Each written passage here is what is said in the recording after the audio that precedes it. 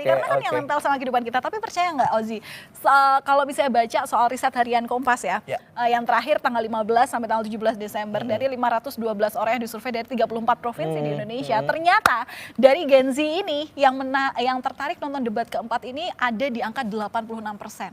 Setelah debat ketiga kemarin turun di angka 73%. Berarti ketertarikannya itu nggak meningkat dan nggak menutup kemungkinan bahwa faktor isi dari debat ini adalah yang berkenaan langsung dengan dampak kehidupan sehari-hari. Ada alasan menurut lo kenapa akhirnya Gen Z malah lebih tertarik nonton debat akhirnya?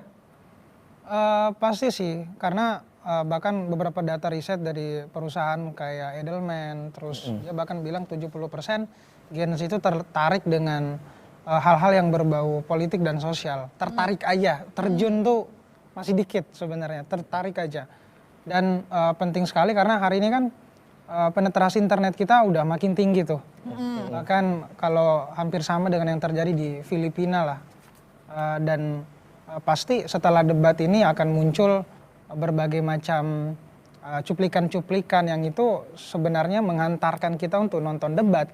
Mulai dari debat capres pertama itu udah berhasil untuk mempengaruhi kita terutama di sosial media untuk melihat langsung apa yang terjadi. Oh wow. Jadi, bahkan penonton yang betul-betul hari ini menganggap bahwa debat itu penting, saya rasa angkanya tinggi meskipun di beberapa data tuh kurang lebih katanya hanya 5% mempengaruhi elektabilitas setelah debat, tapi saya rasa angkanya bahkan jauh lebih tinggi karena Gen Z itu kan hari ini udah digital native ya.